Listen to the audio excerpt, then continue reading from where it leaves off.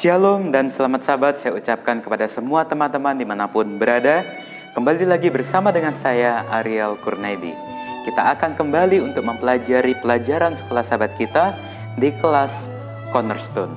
Dan pada hari sahabat ini kita sudah tiba di pelajaran yang ke-6 dengan judul Petualang yang Tidak Bahagia. Diambil dari dalam cerita Alkitab di dalam kitab Keluaran pasal 15 ayat 22 sampai ayat 27 dan di dalam kitab Keluaran pasal 16 sampai pasal yang ke-18. Dan juga di dalam buku Roh Nubuat, buku Alfa dan Omega jilid 1 pasal yang ke-26. Dan ayat inti dari pelajaran sekolah sahabat kita pada hari Sabat ini diambil dari dalam kitab Keluaran pasal 15 ayat 26. Demikian firman Tuhan. Jika kamu sungguh-sungguh mendengarkan suara Tuhan Allahmu dan melakukan apa yang benar di matanya dan memasang telingamu kepada perintah-perintahnya dan tetap mengikuti segala ketetapannya, maka aku tidak akan menimpakan kepadamu penyakit manapun yang telah kutimpakan kepada orang Mesir, sebab aku Tuhanlah yang menyembuhkan engkau. Teman-teman, kembali pelajaran sekolah sahabat kita pada hari Sabat ini melanjutkan dari pelajaran hari Sabat yang lalu. Jika pada hari Sabat yang lalu kita sudah melihat bagaimana perjalanan bangsa Israel keluar dari Mesir hingga tiba di Laut Terberau, pada hari Sabat ini kita akan melanjutkan kisah tersebut. Kisahnya, pada hari Sabat ini mereka sudah tiba di padang gurun. Untuk pergi, mereka mengadakan suatu perjalanan ke negeri perjanjian Tuhan. Dan di padang gurun itu terjadi satu masalah, di mana bangsa Israel mereka merasakan kelaparan. Oleh karena kita tahu kalau di padang gurun itu susah sekali untuk mendapatkan makanan dan juga minuman. Oleh karena itu mereka bersungut-sungut kepada Musa dan terhadap Tuhan. Oleh karena mereka tidak bisa mendapatkan makanan yang bisa untuk mereka makan. Mereka berkata kepada Musa, kalau kami mati tadinya di tanah Mesir oleh tangan Tuhan, ketika kami duduk menghadapi kuali berisi daging dan memakan roti sampai kenyang. Sebab kamu membawa kami keluar ke padang gurun ini untuk membunuh seluruh jemaah ini dengan kelaparan. Mereka berkata, lebih baik kami mati di Mesir oleh karena kami budak, tetapi kami berada di depan kami tersedia makanan yang melimpah, tersedia daging. Di padang gurun ini engkau membawa kami untuk mati kelaparan. Lalu Musa berkata kepada Tuhan, bagaimana caranya untuk menghadapi bangsa Israel ini? Bagaimana caranya supaya ada makanan di tempat ini? Kemudian Tuhan berfirman kepada Musa, jangan takut, jangan khawatir, aku akan menyediakan makanan bagi engkau dan bagi bangsa Israel. Dan betul, pada waktu petang datanglah berduyun-duyun burung puyuh. Oleh karena mereka minta daging, akhirnya Tuhan memberi daging. Akhirnya mereka memakan burung puyuh. Mereka mengambil secukupnya untuk satu hari berikutnya maksudnya untuk seluruh isi keluarganya. Dan juga pada waktu pagi, selain pada waktu petang mereka sudah dapat burung puyuh, di pagi harinya Tuhan memberikan satu roti dari sorga yang kita kenal dengan nama roti mana. Di sini dikatakan ciri-ciri dari roti tersebut, yaitu sesuatu yang halus, sesuatu yang seperti sisik, halus seperti embun beku di bumi. Seperti itulah ciri-ciri dari roti mana. Kemudian setelah mereka selesai mendapatkan penyelesaian solusi untuk masalah makanan, mereka juga mengeluh masalah minuman. Karena mereka tidak bisa mendapatkan air di padang gurun itu.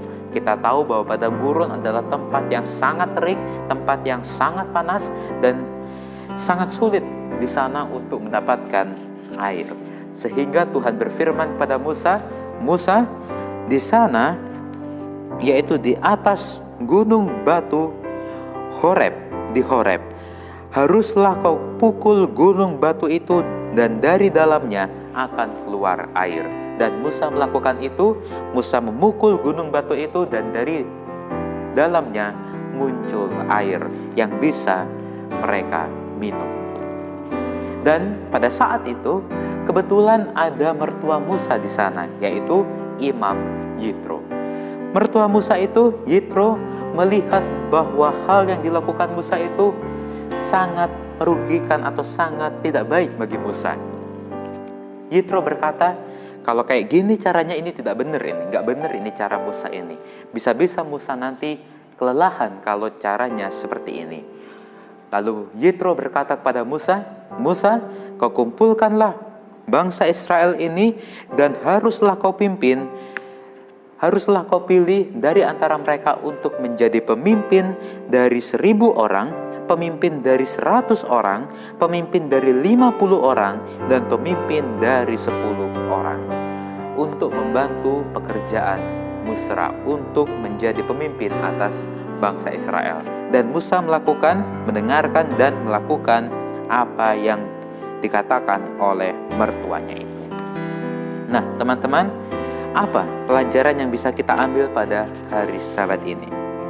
Di sini satu kutipan kembali mengatakan, bangsa Israel seperti halnya umat Kristen pada zaman modern atau zaman sekarang ini, mengeluh karena ketidakpuasan bahkan di hadapan keajaiban pencurahan kasih karunia Allah. Di sini dikatakan bahwa bangsa Israel pada saat itu sama seperti yang dilakukan oleh umat-umat Tuhan di zaman modern ini. Kita suka mengeluh, kita suka membuat satu hal menjadi sulit. Kita suka untuk berpikir jelek terhadap orang lain. Kita suka tidak puas dengan apa yang sudah kita miliki. Kita suka tidak bersyukur atas pemberian Tuhan. Kita tidak bersyukur atas pemberian Tuhan. Kita sudah diberi kesehatan, kita sudah diberi nafas hidup, kita sudah diberi rezeki, tetapi kita tidak puas, kita tidak bersyukur atas hal itu. Kita menginginkan yang lebih, kita menginginkan yang lebih. Sama seperti bangsa Israel. Mungkin kita sudah ada makanan walaupun itu tahu dan tempe, tetapi kita masih meminta daging. Sama seperti bangsa Israel. Dan itu adalah suatu hal yang bisa dikatakan tidak baik oleh karena rasa tidak bersyukur yang kita miliki. Oleh karena itu, pelajaran yang bisa kita ambil pada hari Sabat ini, janganlah kita menjadi seperti bangsa Israel. Kita tidak bersyukur, kita tidak mensyukuri, kita tidak puas dengan apa yang sudah kita miliki. Bersyukurlah atas apa yang sudah kita miliki, karena belum tentu apa yang sudah kita miliki hari ini bisa dimiliki dan sudah dimiliki oleh orang-orang di sekitar kita, orang-orang di luar sana yang membutuhkan. Jika kita sudah hidup seperti sekarang ini, bersyukurlah karena kita masih punya saudara-saudara kita di luar sana yang tidak seberuntung kita.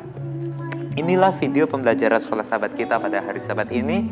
Dan jika teman-teman semua suka, silakan untuk di like, di komen, dan di share seluruh sosial media teman-teman semua.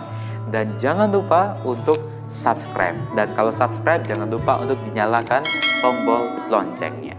Saya Ariel Kurnaidi mengucapkan terima kasih, selamat Sabat. Sampai bertemu di video pembelajaran sekolah Sabat berikutnya. Tuhan Yesus memberkati kita semua.